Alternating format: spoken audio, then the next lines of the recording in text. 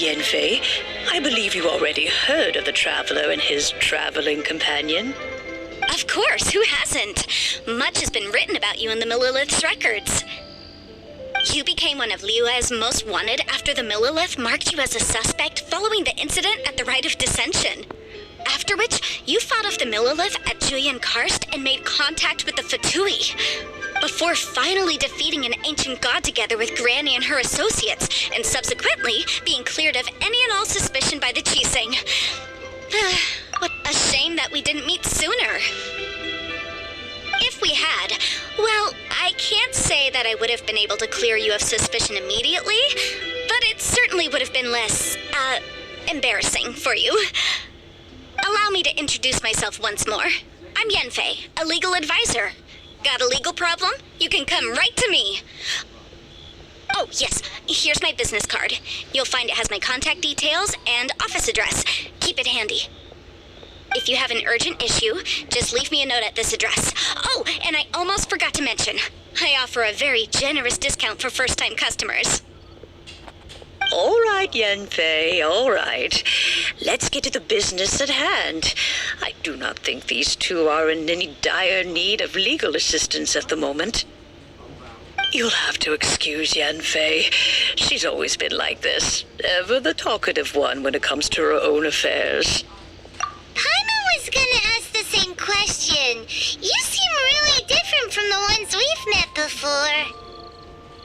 An Adeptus? I guess, kinda. My old man said he was one anyway.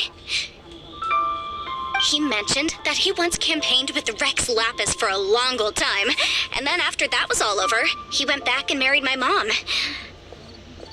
They had me, and once I was all grown up, the two of them upped and left on a journey, leaving me with Granny here.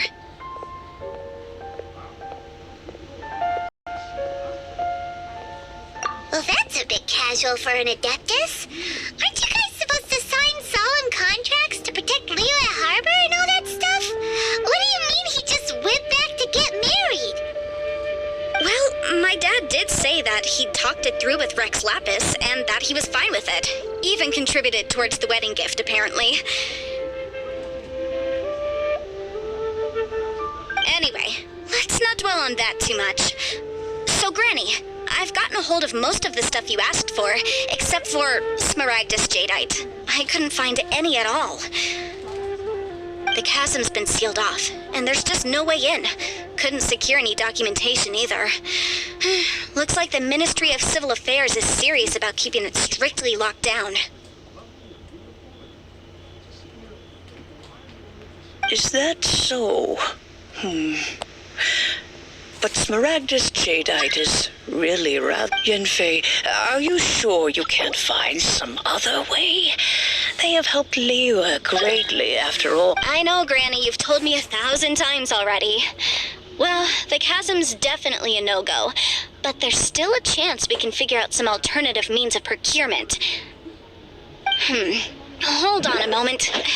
Let me have a look. Whoa, that's a really thick book. What kind of things do you write in there?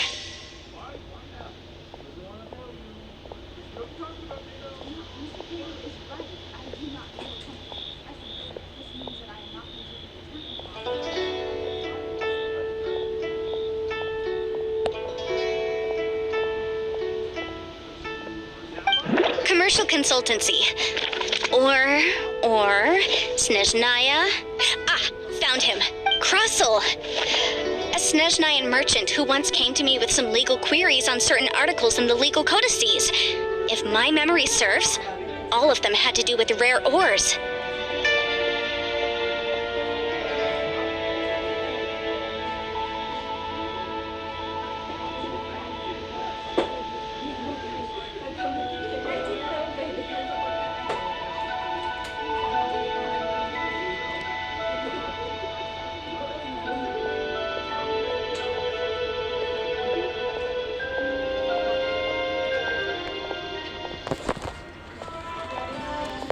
He mentioned that he was considering acquiring some Smaragdus Jadeite to make hairpins, and wanted to know if there were any legal ramifications that he should be aware of. Said he was planning to sell them in Snezhnaya. So, I guess I'll go look for him. With any luck, he'll have gotten his hands on some Smaragdus jadeite, or might have an idea of where we can find some.